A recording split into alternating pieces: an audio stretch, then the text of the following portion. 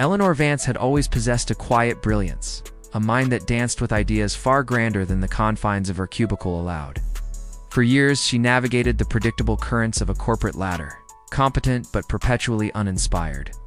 Her days were a blur of meetings, spreadsheets, the gnawing feeling that she was meant for something more. Something substantial, yet the path to it remained shrouded in a persistent fog.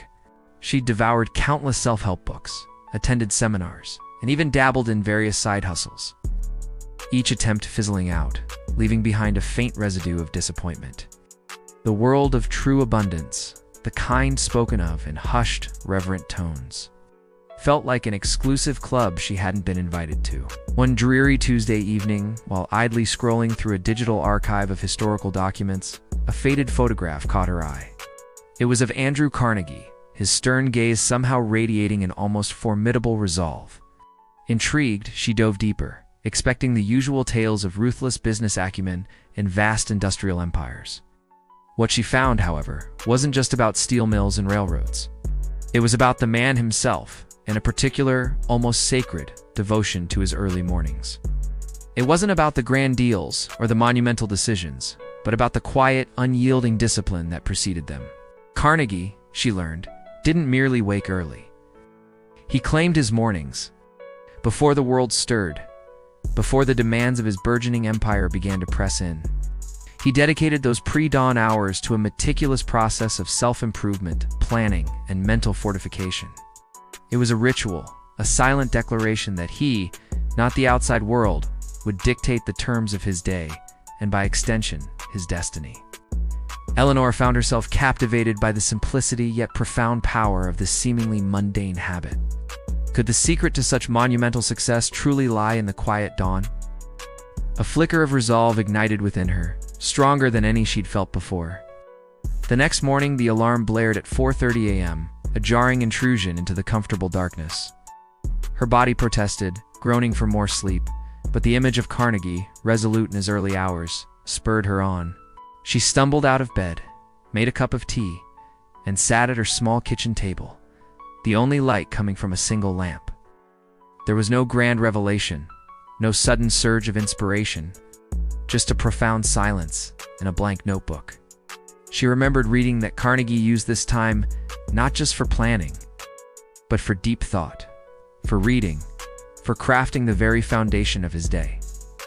Eleanor began simply. She dedicated the first 30 minutes to reading, not a thrilling novel, but a dense biography of a historical figure, something that demanded focus and offered insights. Then, she moved to her notebook. Instead of a chaotic to-do list, she started outlining her most ambitious goals, breaking them down into small, actionable steps. She wasn't just listing tasks. She was envisioning outcomes, mentally rehearsing difficult conversations, strategizing her next career move.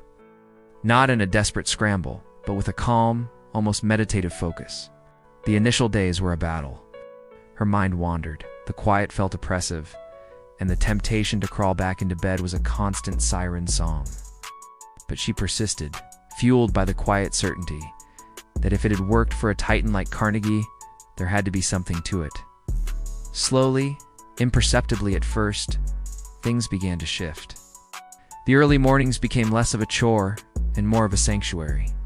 The stillness allowed her to think with a clarity she'd never experienced in the hurried rush of her typical mornings. She started noticing connections she'd previously missed, opportunities that had been hidden in plain sight. Her plans, once vague aspirations, began to take on a sharper, more defined edge. She found herself approaching her work with a renewed vigor, making decisions with a quiet confidence that startled her colleagues. One morning, while mapping out her long-term career aspirations, an audacious idea solidified. She would transition from her current administrative role into a leadership position in product development, a field she admired, but had always considered beyond her reach. Armed with the clarity forged in those early hours, she began a systematic self-education, using her pre-dawn time to study market trends, hone her analytical skills, and even practice presenting complex ideas to an imaginary audience. She enrolled in online courses, meticulously planning each study session in her morning ritual. This wasn't about cramming. It was about consistent, deliberate cultivation of knowledge. The transformation wasn't a sudden explosion of success, but a slow, steady accretion, like a river carving a new path through stone. When a new leadership position opened up in her company's product division, Eleanor felt an unfamiliar surge of readiness. She didn't just apply. She presented a meticulously researched proposal for a new product line, a concept born from weeks of early morning contemplation and market analysis. Her presentation, rehearsed countless times in the quiet solitude of her kitchen, was polished, persuasive, and brimming with innovative ideas. The hiring committee, accustomed to the usual corporate platitudes, was visibly impressed. Eleanor secured the position, and the real test began. Yet, her early morning ritual, now deeply ingrained, became her anchor. While others arrived at the office still shaking off the cobwebs of sleep, she was already hours into her day, her mind sharpened, her priorities clear, her strategies laid out.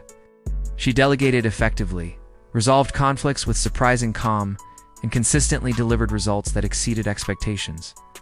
Her team thrived under her focused leadership, inspired by her quiet intensity. As her career ascended, so did her financial landscape.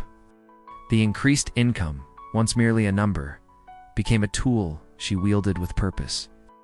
Inspired by Carnegie's pragmatic approach to wealth, she used her early mornings to research investment strategies, diversify her portfolio, and plan for long-term financial independence.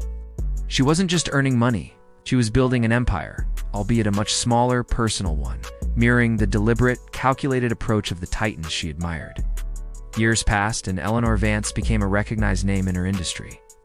Known not just for her innovative solutions, but for her almost uncanny ability to foresee market shifts and execute flawlessly.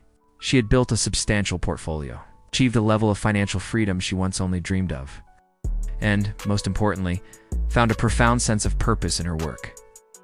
Looking back, she often reflected on that initial spark, the faded photograph, and the simple, almost unassuming habit that had been her genesis.